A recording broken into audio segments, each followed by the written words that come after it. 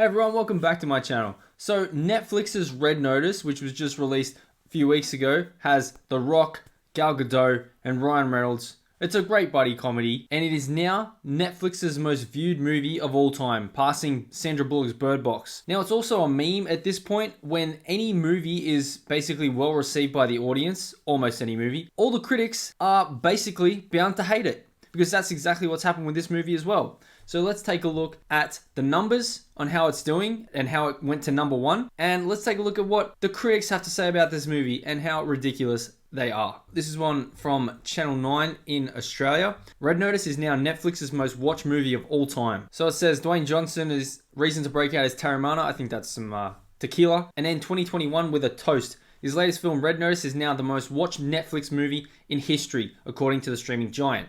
So let's look at these numbers. Red Notice brought in 328.8 million viewing hours, Netflix reports, topping the previous record held by Sandra Bullock's Bird Box in 2018 with 282 million viewing hours. Absolutely smashed it. And also currently 50%, so half of all Netflix subscribers around the world have viewed Red Notice. Half. That's crazy. The film surpassed the previously held record in just 18 days as opposed to Bird Box, which took 4 weeks. You could say smash hit for this movie. Now let's take a look at the numbers on Rotten Tomatoes because, as I said before, it's almost a meme at this point how well received movies by the audience are panned by critics. And would you look at that? Red Notice, 92% by the audience, 36% by the critics. Now let's take a look at Screen Rant, what they have to say about it, because they have an interesting take. So Red Notice's success confirms Netflix making bad movies doesn't matter. So they're saying this is a bad movie. I don't believe so, and 92% of the audience who's seen it doesn't believe so, according to Rotten Tomatoes. But let's take a look at what you're talking about. So despite awful reviews, Red Notice proves that Netflix making bad movies won't hurt them. So they say the primary factor keeping Netflix on top of the streaming heap is indeed Netflix originals,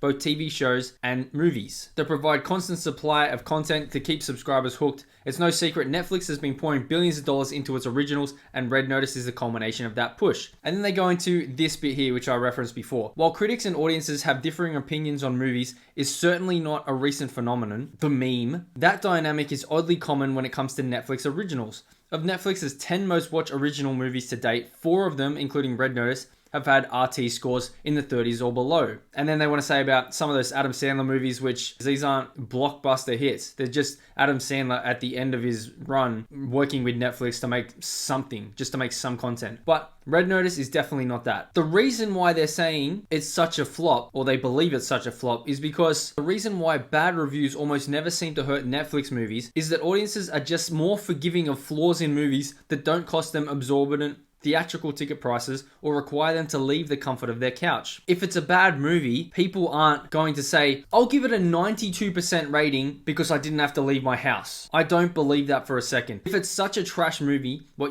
these critics are saying, there's no way the audience is going to say, oh, I didn't have to leave my house to watch this, so therefore I'll give it a 92% just to spite the critics. What? That's just stupid. Now let's take a look at some of these critics' reviews, because I saw one interesting one. Here we go, top critic. There's turn off your brain and enjoy movies, and then there's this. I mean, if you had a brain to turn off, I mean, yeah, sure. And they're saying the directors and actors don't even seem engaged in trying to make a movie that does anything but hit a bunch of buddy comedy marks. There's no reason for an audience to bother. It's a good story. There's twists and turns in the movie. It's not just Ryan Reynolds and The Rock taking shots at each other the whole movie, although that does happen, which is funny. Like, they kick off the story in the beginning, and then it's like, oh, how's this going to play out? I'm interested, at least for me. And then they want to say, it's built on nothing but making references to its influences. Well, that's not true. It's almost like the critics don't actually watch the movie. As soon as I say that, what does this one say? After about 30 minutes of this overblown, underbaked product, I decided that life's too short and I hit the off button. What I tell ya. Sean Means, the movie cricket. Gadot seems to be having the most fun here, letting out the evil side that we never saw her display as Wonder Woman. Are you talking about her evil side where she killed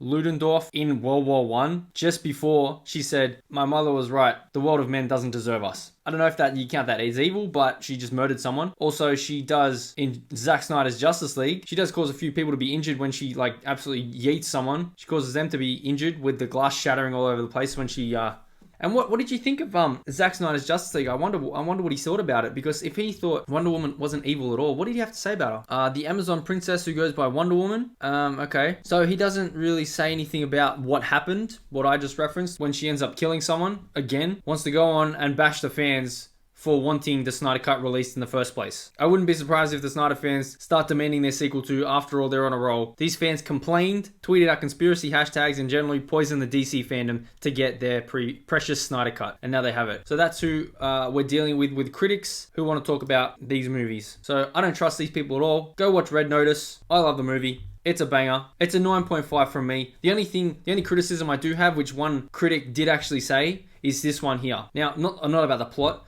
but none of the many bullets that whiz around ever seem to find their targets. That's the one thing I'll say. Anyone who was shooting at anyone freaking missed every time. Worse than stormtroopers shooting in this movie. That's all I'll say.